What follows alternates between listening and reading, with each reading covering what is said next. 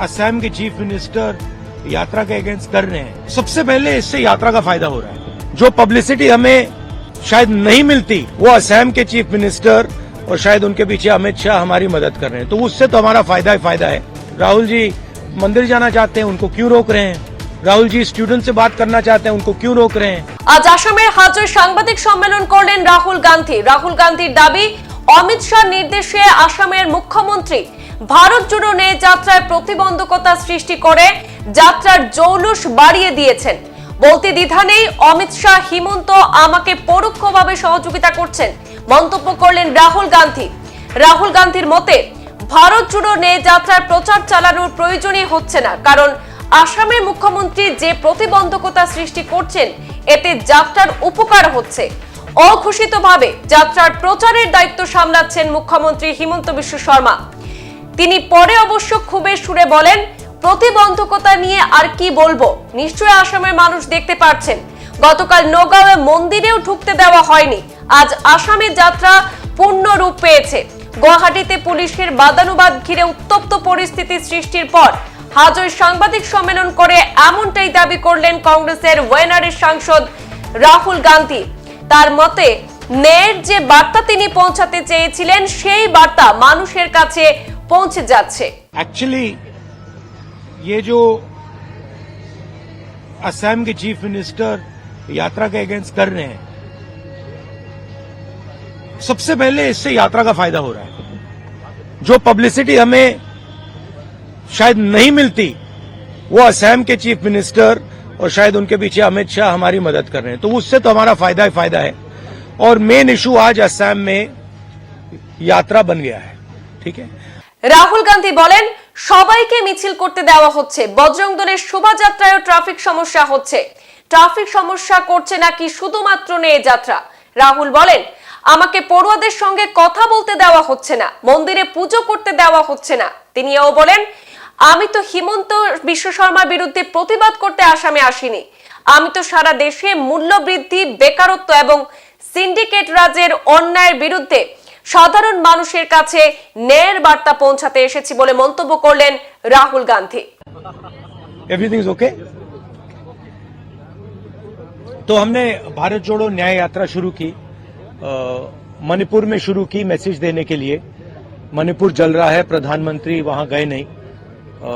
अरुणाचल गए, नागालैंड गए, अब असम आए। असम में आप देख रहे हैं क्या हो रहा है। बट न्याय यात्रा के पीछे न्याय का आइडिया है और उसमें हमारे 5 स्तंभ हैं जो देश को शक्ति देंगे। 5 न्याय के स्तंभ जो देश को शक्ति देंगे। युवा न्याय, भागीदारी, नारी न्याय, किसान न्याय और श्रमिक के लिए न्याय। तो इन स्तंभ के लिए हम एक प्रोग्राम आपके सामने, कांग्रेस पार्टी आपके सामने अगले 1 महीने में, 1.5 महीने में रखेगी। अब आप जो सवाल पूछना चाहते हैं पूछिए। हाँ जी अर्चना। कल आपको मंदिर जाने से रोका गया, आज जिस तरीके से सिचुएशन आप देखे, ट्वीट आया है आपके अगेंस्ट केस रजिस्टर कर दिया गया है और ये भी कहा गया है कि नक्सलाइट टैक्टिक्स यूज किया जा रहा है, कैसे देखते हैं? नहीं देखिए, एक्चुअली ये जो असम के चीफ मिनिस्टर यात्रा के अगेंस्ट कर रहे हैं, सबसे पहले इससे यात्रा का फायदा हो रहा है। जो पब्लिसिटी हमें शायद नहीं मिलती वो असम के चीफ मिनिस्टर और शायद उनके पीछे अमित शाह हमारी मदद कर रहे हैं, तो उससे तो हमारा फायदा ही फायदा है। और मेन इशू आज असम में यात्रा बन गया है। ठीक है, अब जहां तक मंदिर में जाने का रोकना, कॉलेज में जाने से रोकना, अब यहाँ पे पद यात्रा रुकवानी, ये तो इनकी स्टाइल है, इंटिमिडेशन टैक्टिक्स है। हम इंटिमिडेट नहीं होते इन लोगों से, इनसे डरते नहीं है। तो हमारा तो फायदा है। हमारा जो मैसेज है, न्याय का मैसेज है, वो तो जा रहा है, गांव में जा रहा है, क्योंकि जनता अपने आप से पूछ रही है कि भैया ये हो क्या रहा है। राहुल जी मंदिर जाना चाहते हैं, उनको क्यों रोक रहे हैं? राहुल जी स्टूडेंट से बात करना चाहते हैं, उनको क्यों रोक रहे हैं? पद यात्रा, नड्डा जी की चली जाती है, बजरंग दल की चली जाती है, मगर कांग्रेस पार्टी की नहीं जा सकती। वो ट्रैफिक नहीं रोकते हैं, उनकी पदयात्रा ट्रैफिक नहीं रोकती है, हमारी पदयात्रा ट्रैफिक रोकती है।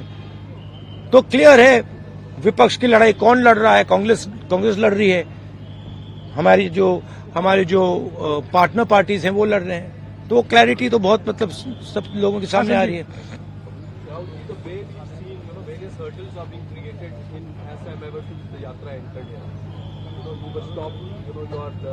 People are protesting on the way, things like that. So what do you feel and what message do you have to give to the Assam Chief Minister? No, first of all, by the way, it's an interesting thing. Even the BJP fellows who are protesting are waving at me. So they're holding the hand in one, holding the BJP flag in the other hand, they're going smiling and waving at me. So I don't know what type of protest it is. I'm blowing kisses to them, they are waving at me, and Mr. Hemanto seems to think it's a protest. There's no protest taking place there. They are lining up their BJP workers to shout naras. We are perfectly happy for them to line up there. They can line up there, right? Ajit, one second. Sit down. Right? So the point is this, that there is a clear problem in this state, right? Number one, as I've said again and again and again, the Chief Minister of this state is one of the most corrupt Chief Ministers in the country.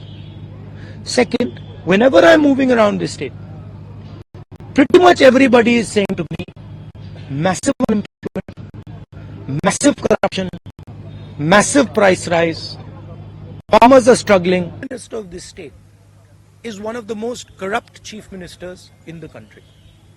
Second, whenever I'm moving around this state, pretty much everybody is saying to me, massive unemployment, massive corruption, massive price rise, farmers are struggling, no youngster can get a job in this state.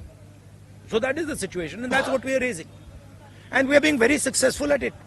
In fact, he's helping us, and I'm very glad he's doing it, and he should do more. The more he does, the better it is for us. मुझे लगता है कि BJP का पिछले यात्रा का experience था कि वो यात्रा शुरू हुई कन्याकुमारी में। पहले उन्होंने कहा कि ये तो मतलब इसका कुछ असर नहीं पड़ेगा, और आस्ते आस्ते उसका असर बढ़ता गया और इवेंचुअली वो क्रेसेंडो बना जम्मू कश्मीर में जाके। अब इनकी थिंकिंग है कि इसको पहले ही डिसरप्ट करो, मगर प्रॉब्लम क्या है कि जब वो यात्रा को डिसरप्ट करते हैं, वो यात्रा की मदद करते हैं। तो मैं तो चाहता हूं, फ्रैंकली मैं आपको बोलूं, मैं तो चाहता हूं कि यात्रा को डिसरप्ट करें, कि हमें मतलब कॉलेजेस में जाने से रोकें। मैं कॉलेज में जाने से रोका, पूरा कॉलेज भरा गया, आपने देखा पूरा कॉलेज भरा गया, हर स्टूडेंट ने मेरा वहां पे भाषण देखा। तो अगर हम कॉलेज में करते, वो कॉलेज के अंदर होता, इन्होंने डिसरप्ट किया, हमने बाहर किया, वो पूरे मतलब देश में चला गया। तो मैं तो बहुत खुश हूं, जितना करना है करिए, मजा आ रहा है, हमारे फायदा है। हमने इनवाइट किया है, ये यात्रा, जो भी इस यात्रा में आना चाहता है वो आ सकता है।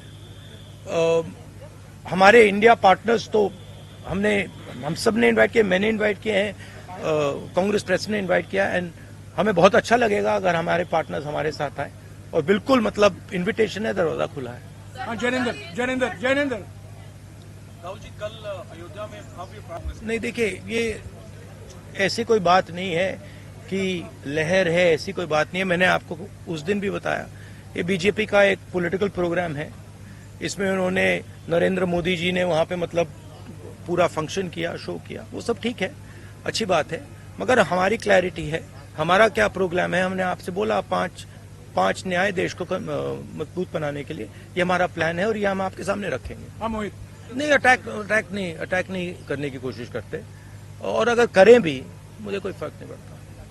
मतलब मैं इन चीजों से नहीं डरता हूँ।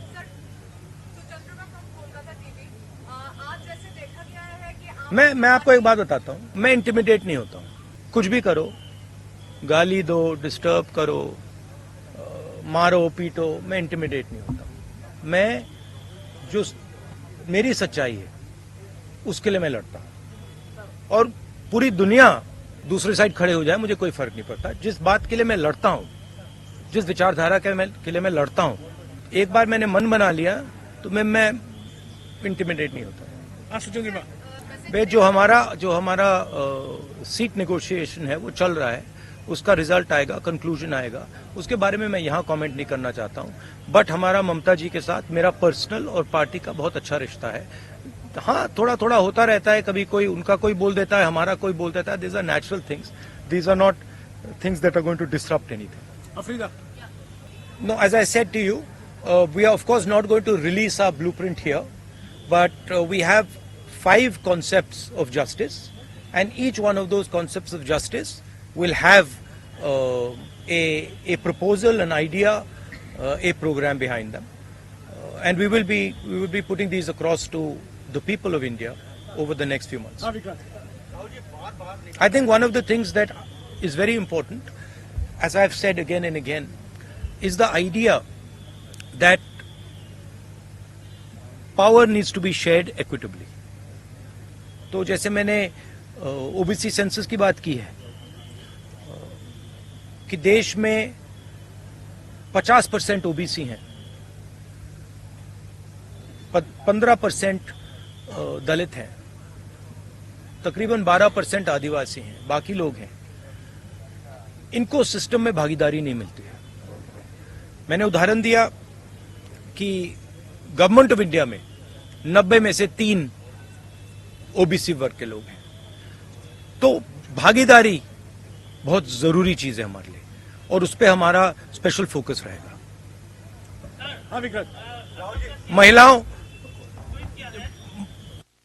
1 मिनट यार, 1 मिनट जवाब दे। महिलाओं के खिलाफ जो अन्याय होता है, जो अनफेयरनेस है, चाहे वो वर्क प्लेस में हो, चाहे वो सड़कों पे हो, उसके खिलाफ हमारे पास आइडियाज हैं।